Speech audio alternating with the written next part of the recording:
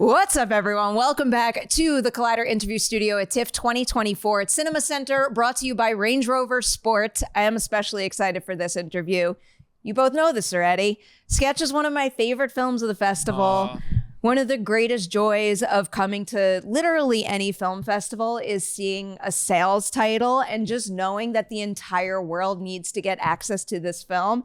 And the second I finished your movie, I was kind of just like buzzing with that enthusiasm and energy. So all the good vibes in your direction right now. Ooh, we'll take them. That's so nice. And I think I told you this off mic, but our lead actor, Bianca Belle, who played Amber, emailed me your review last night. It was like, look at this. And it was wonderful. It was we are going to talk about her. But clearly, I know about your movie because it is a festival premiere. A lot of our viewers are first going to learn about Sketch through the festival. So, Seth, I'll give you these duties. Would you mind giving a brief synopsis of Sketch? Sure. It's about a single dad played by Tony Hale, who, still grieving the loss of his wife, is kind of swept up in this very insane Spielbergian adventure when his daughter's comically dark drawings come to life and begin to terrorize their small town. Job well done. I was reading your production notes, and all of your movie comps just really clarified to me why I was so immediately drawn to your film. I think two of the first ones I read was Jurassic Park meets Inside Out. That's our big pitch. That to us encapsulates the whole tone of the movie and the emotional goals of the movie and the cinematic goals of the movie as well. Those are two of my top 5 movies of all time. Well, yeah, because you're a human being who breathes oxygen. Yes. No, exactly. Yeah, this makes all the sense in the world. Just for fun, before we get into the making of the movie, if you could go to the pond and drop in the movie of your choice, and if things from that movie emerge, what movie would you pick and why? Sneakers. That's the movie I turn on when I want to chill, like when I just need something on in the background. To me, it's the perfect movie. But Tony, yours has got to be more interesting. No, Tony's seen a total of 3 movies in this. No, I'm kidding. So interesting. I just completely. This is literally my favorite movie that I've said over and over. P.T. Anderson, Adam Sandler. Oh, Punch Drunk Love. Punch Drunk Love. Ooh. The piano from Punch Drunk Love. Because I've always, do you know 100%. that image of the piano? I'm like, I want to know the story behind that piano, and it's a great conversation piece. I'm gonna regret telling this. Punch Drunk Love. Taking over the interview. I saw that in college. I had just had to go to like an extracurricular thing. There was a yoga class that ended up being me and a bunch of like single moms. Yeah. And I came back like limber and like, oh, yoga is great. And then my buddy Kyle was like, do you want to go see Punch Drunk Love? And he looked over at me halfway through, which is this hypnotic movie that's like an incredible vibe. He's like, why are you sitting like that? And I was like contorted up and like, oh, nice. So that's what I think of with Punch Drunk Okay. Love. So I'll take his answer. Let's do that. I love how you two went with like, I don't know, I guess like maybe more heartfelt things. I'm like, drop Jurassic Park in and have those dinosaurs crawl out. I think if you drop Jurassic Park into anything, it makes it better. I 100% believe in that statement.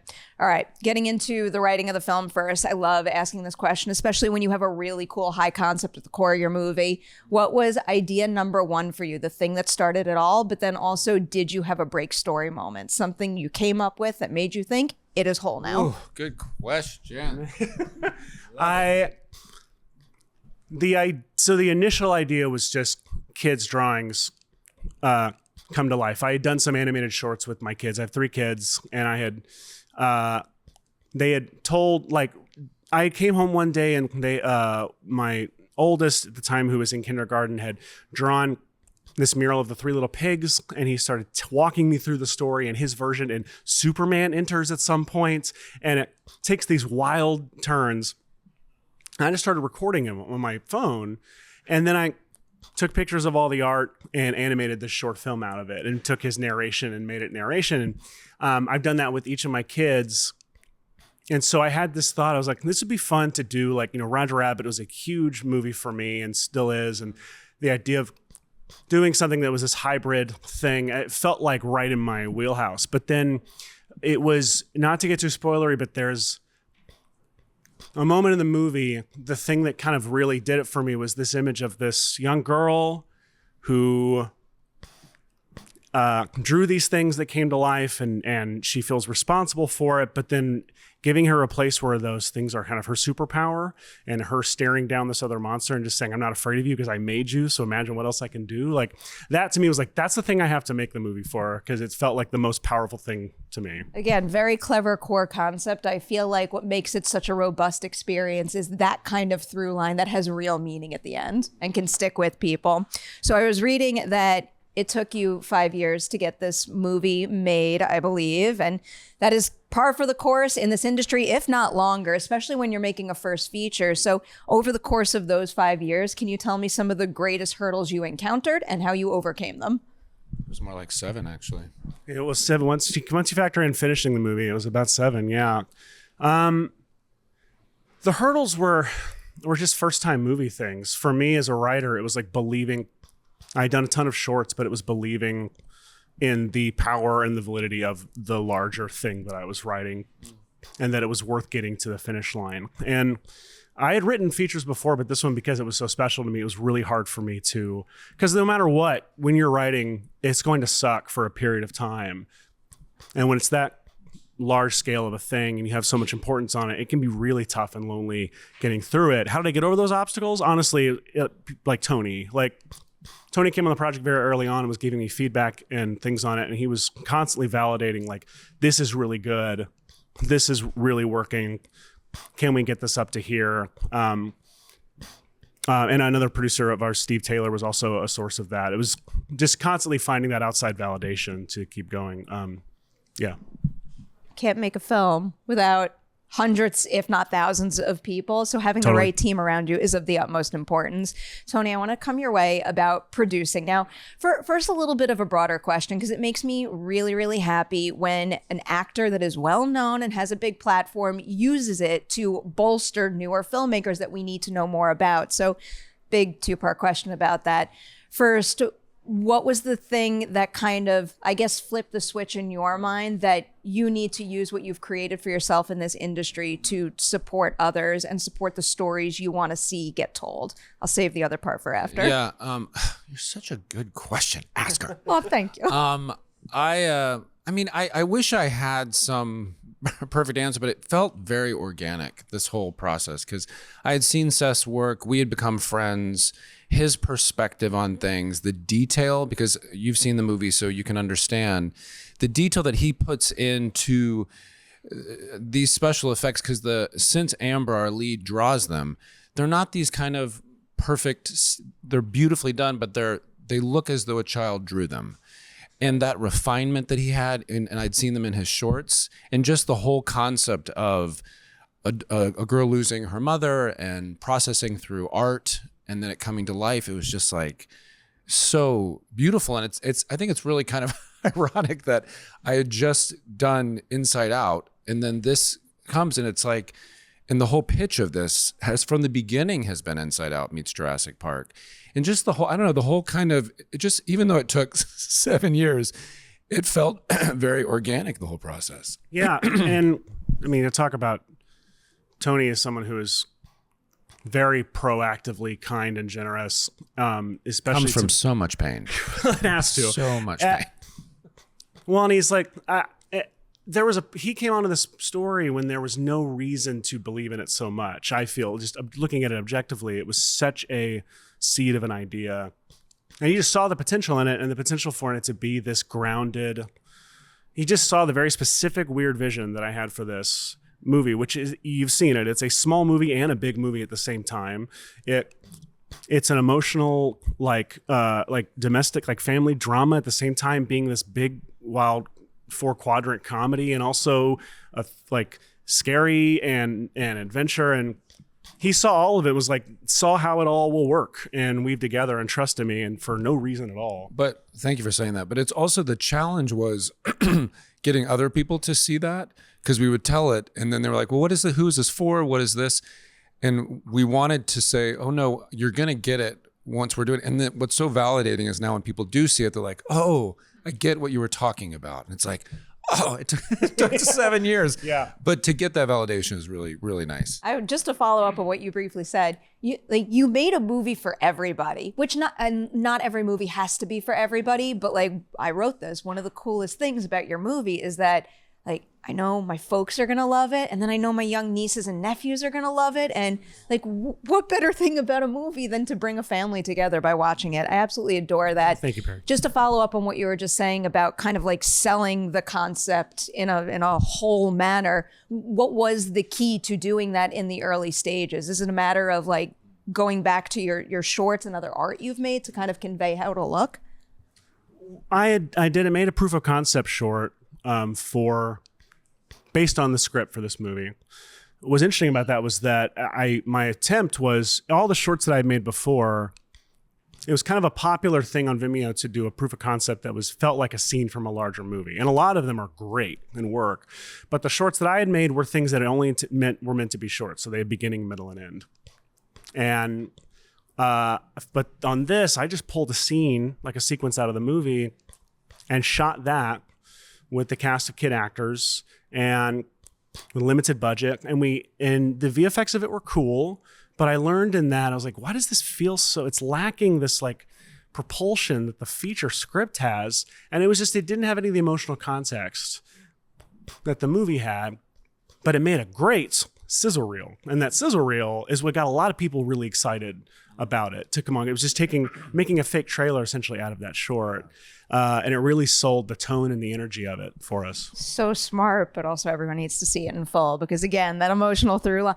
Also, I'm just so blown away by how these creations, these monsters look so right in the real. Thank you. That shouldn't happen. And I don't want to throw other films under the bus, but I've seen so many live action CG hybrids where like even with the most beautiful CG creations out there, like they don't feel right together, and yours are so specific and like appropriately cartoonish, but it still feels right in the real world. She's saying all the right things to us. You need to be our publicist for this movie. I mean, happily. I did forget my other producing question for you, so I want to go back to that because obviously you've had loads of experience in this industry. I'll turn it into a two-parter. Surprise. What is something you have seen a producer do for a new director in the past that you kind of wanted to hold tight to and give to Seth here? But then also, what is something that you wish more directors had from their producers in terms of support and creating their vision that you wanted to make sure this set had? From what I've seen throughout my career, I mean, this is a kind of obviously a basic answer, but when directors feel supported by their producing team, I can only speak for myself, we're all human beings in that when there's a heightened anxiety around just a development process or a set, I don't know, it just can really take out the creative spirit of the space. And so, but when the director feels like the team is grounded, and even though hell is hitting the fan, there's a sense of like, hey, we got it. Don't worry. I'm going to let you do your thing and we'll do our thing. That kind of compartmentalizing for the director, I think is a real, but I think mainly, this is for me too as an actor, when you feel seen by somebody, when it's like, when everybody else is like, this is I'm not getting it. When there's just one person that's like, no, dude, like this, I see this, or when I feel seen, it's like, okay, let's keep going. Okay, now this is the only follow-up I can think of to that. I love asking this question as often as possible, and I'll preface it by saying literally every single person who works on a film is of the utmost importance. But can you each name an unsung hero of sketch, someone whose name maybe we don't hear as often? But I don't have enough time for all the unsung heroes on I'll take a couple if you want. I mean, definitely Dusty Brown and Steve Taylor, who are also our producing partners. John Irwin, who's been really foundational for this movie, very foundational. And just like, I mean, Darcy Carden coming on board to play my sister and these kids. We could talk about Darcy for like 5 hours. And these kids who really brought like an authenticity to the stage, which was just such a gift because, it's being young, so you don't really know what sometimes they're going to bring to the table, but they just had this old soul to each of them. They really did. And to speaking to that, Jessica Sherman, casting director who found the kids. I was hoping you would go there. The common, conventional wisdom in the industry is like that good kid actors are hard to find. And it's actually not been my experience in all of my time doing this, but especially on this one with the actors that Jessica brought us were just like this assembly line of talent-filled machines built in a lab. They were, so professional. They knew everyone else's lines. They, which was intimidating. I'm not gonna lie. That was for all of us. No. Like, and now they're like 40 years old. Now that it's been 2 years in post, and they're even more intimidating because they're cool teens. But definitely Jessica, Dan Stern, my visual effects supervisor, the entire visual effects team. I would be really silly not to say anything about the visual effects team on this. We worked with multiple vendors and people that were all delightful and lovely people who were so enthusiastically. I've never worked with a visual effects artist who's not pumped to be there. And that's why you see such great work coming out of them. It's great. Oh my, so many follow-up questions. I'll stick with that and I'll bring up what I just said before about your effects. What would you say is, I guess, having gone through this experience, maybe a do and a do not in terms of incorporating visual effects in a live action environment that you might recommend to another filmmaker about to do something like that for the first time? I'd say don't ever, and I've said this before, like, don't ever play it safe. Like, I don't want to get too technical, but like, don't just assume, well, if you don't know anything about visual effects, don't just assume this is a visual effects shot. I've been shooting handheld the whole scene. I should lock it down on a tripod or something so that we can be a safe shot. Your shot will feel like that. It'll feel completely off. Shoot a little dangerously, trust the process, and make sure you have someone smarter than you as your visual effects supervisor, even if you have extensive work doing visual effects. Obviously the monsters are a huge pro of visual effects for us, that we had, monsters in the movie. But the other thing was, like, our production came in on time and under budget because 90% thanks to our cast and crew. And then I'd like to say a little bit percent of the fact that I was able to look like, I was able to say things like, we don't need to stop and wait for base camp to move. Keep them in the shot. I'll paint them out later. I know how to do that. And it was like, or Q is good in take one, but Bianca's great in take two. And I'm like, well, I'll just stitch them in post. And knowing how to, or most fun is if someone accidentally looks in the camera, it's like, we'll just replace their eyes for that. And no one doesn't freak out when they hear that. They're like, that's the creepiest thing you've ever said, but I'll trust you. Being able to do that allows us to be able to, especially on an indie movie. I didn't know that, so I'm now like, which scenes did you switch my eyes Well, what's funny is no one looked at camera, but there's some shots where you think people look at camera, so you just fix it anyway. But like, I'm like this the whole time. You do this stuff, yeah. you know, it's the stuff we do in the commercial world all the time, and they do it in feature films all the time, but especially on an indie movie, it helps save time and money so much. I don't know if this is getting too spoilery, but for each of you, can you maybe shout out your favorite monster of the movie? I mean, my Dave is I also really like the Tattler, who's this little, so we have a blind monster and then we have the Tattler, but the blind obviously can't see and no one knows where they are, but the Tattler screams to let everybody let the blind monster know where they are. But I love Dave. Dave's this just glittery blob of joy and then has a turn. The Tattler's my favorite. There's a very specific Jurassic Park reference going on in that whole scene.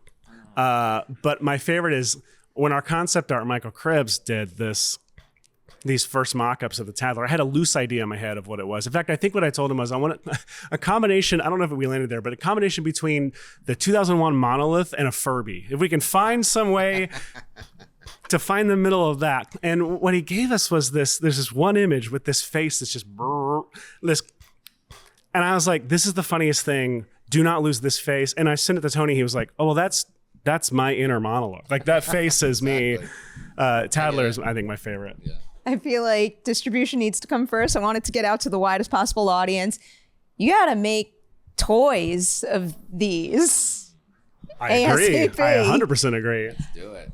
I hate asking this because it's putting you on the spot, but you're clearly a very big Jurassic Park fan. And now I need to know this because I feel like it's going to tell me so much more about you. Can you rank the movies?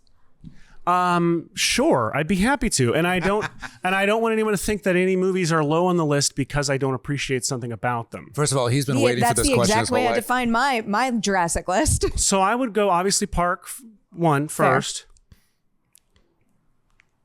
Lost World goes right below it because it has my favorite death in it. It has Ooh, what's your favorite Peter death? Stormare's death by Compy is my so favorite good. death scene in the movie. And that's the whole reason the Eiders in the movie exists, is because I love the death by 1,000 cuts death. I would go Jurassic World right after that. And then I would go, I'm making sure I'm not forgetting a Jurassic Park movie. 3 after that. Then I don't know if I have Dominion or Fallen Kingdom, which order I would put it. I think, what's yours? Tell me yours. They change because depending on the mood I'm in, sometimes I'll move it around. Park is definitely number 1. Yeah. Lost World is number 2. I love the Compy death, but also many other deaths. I love the raptors in the A field. lot of good deaths in that one, honestly. I love Jurassic World. I think one of the coolest things ever is that you fell in love with this original movie in 1993, and then so many years later, John Hammond's vision actually came to life, and it was operational and then crashed and burned. So Oh, it's so fun. And the way you got to do all of like the little bits and pieces, like I love when he's hiding behind the amber statue on the main square. It's like, this rules. I love this. then I'll go 3, which I don't think gets nearly as much credit as it deserves. I understand it's totally a little different, and some people poke fun No, at it's actually the beautiful. The Raptor Dream, cinematography but and it's great too. The Raptor Dream. got Come some- on, a talking raptor. We'll it's got take it. some like thematic heft that people don't give it credit for. And then I'd probably go Fallen Kingdom, and then I would go Dominion. And I also think Dominion needs more respect for certain things it takes from the book and it actually puts to use. Dominion, I do appreciate the fact that it does take a lot of that nostalgic stuff for us who read the Crichton book and tried to bring that in. Yes, 100%. I needed more biosyn. I'll also highly recommend the animated series. No, my daughter loves it. I've They're watched. so good. I know, I love it. They're I've watched so most smart. of it with my daughter, then she watched it without me. And so now I'm just a grown man going to watch an animated Jurassic Park series by himself. I have so much respect for your daughter that she just didn't wait and she watched it though. No, my daughter, no, she has no interest in it. She went and started watching Lost recently without even telling me. I'm like, this is one of your dad's favorite shows of all time. She's like, okay. I could literally talk about Jurassic all day long, but I could also talk about your movie all day long. So it's very easy to veer back on course here. We have to highlight Kue and Bianca a little more than I already have. I'll ask you both questions about working with them. First, Seth, from your perspective, I am curious, what is the very first thing you saw them do, either in prep or on set, that just made it click? Like you are not only perfect for this role, but you are going to take it beyond what I wrote. Oh boy. I mean, everything. Like, Q originally auditioned for Bowman. And I was like, I think you should play Jack because you are the sweetest creature I've ever seen in my life. He's so sweet and kind. His audition was, he read, and then he showed us his breakdancing like skills or something that he does. But there's something about him that feels like you could watch the kid murder somebody and still want to adopt him. Like, he's just... He is such a deeply somewhere caring. They could put that on his headshot resume? His log line, yeah. 100%. He's just such a. I murder people, but you're gonna want me. You're gonna want me.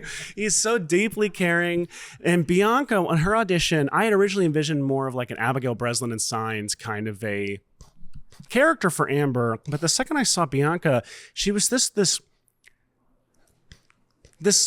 like really. Like an older soul, but it's like she had like multiple characters like inside her that were like that could come out at any moment, but they maybe were too timid to or something. She also had this punk rock look to her that I really really loved. There's also kind of sorry to add, but there was no indication of like I'm angry or I'm sad. She could just sit there and you knew the internal monologue that was happening in her. There's no extra mustard on any of that emotional part of it. It just felt like she's a girl with a lot going on inside that we get to see come out over the course of the movie. All right, now Tony, for you working alongside them, obviously a very experienced actor, but I love the fact that with every new generation we get new mentalities, a new set of techniques. So given they are newer actors in this industry, is there anything you saw the two of them do that even you felt like, I want to back pocket and try that myself on my next movie? Man, I mean, anytime you get the opportunity to work with kids, and Callan, who played Bowman, So good. there's just a freedom that you're always reminded to get back to, because it's, I've been doing this over almost 30 years, and it can get, you can find yourself getting into kind of a mechanical place or the temptation to get into a mechanical place. But when you see them on set and there's just this kind of freedom and having a good time, playing cards, really doing the work, but then not not getting so attached. I mean, getting attached to it, but not getting so heavy about it, and just finding that play. I mean, we're always trying to get back to that play as actors, and the kids just obviously organically have it. There's something else. So I wanted to make sure to end on this particular question. It's for you, Tony, but it's something inspired by what you said in your director statement here. You said, if I only get to make one movie in my life, this is the one, which I do think is a very beautiful sentiment, but it's also not true. Like, you made a fantastic movie. You will and should make many, many more. So as a actor in his movie and as a producer working alongside him, what is something about Seth as a creative partner that you appreciated and you're excited for even more actors, producers, and then some to experience in the future? Well, I want to be the only one working with him. It's hard to encapsulate that, but I say the big thing, I told Seth this when we were working, that the one thing an actor does not want to feel on set is unsafe, where you're just like, because when I feel unsafe, I'll start captaining the ship. I'll be like, okay, who's in control? Because it doesn't feel like anybody is, so I'm going to start taking control. When you feel like somebody's captaining the ship, when you know exactly what their vision is, obviously which direction you're going, you can just relax and kind of go back to that play. Seth, we always knew he was captaining the ship, but not just that, he was not an a-hole about it. He was kind, because a lot of directors do captain their ship, but there's a edge to them. I mean, and an unfortunate edge. Seth, there was just always a kindness, a security, and that equation is, I think, going to be a gift to a lot of other actors, definitely. I can't wait to see so many other filmmakers out there put that equation to use. Seriously, I feel like this movie existing at a film festival kind of gives me life as someone who goes on this circuit often, but also just in general with film. I feel like this kind of celebration of creativity and family and kind of exploring difficult human truths through entertaining stories is like big part of the reason why we're all here. So congratulations. We're also going to Thank have you this so interview on loop in our home. We are actually. Have We need at one it. of those little 5 years? frames that just plays the video. So I hope you're not weirded out by that, but it's going to be great. I do this stuff. I make those reviews to get things the biggest platform possible, especially when they're so deserving of it. So congratulations. Thank you. Thank you for sharing some of your experience making sketch with us. To everybody out there, do not miss this movie. Keep an eye out for it. And also stay tuned. More interviews from TIFF 2024 for you very soon. Woohoo!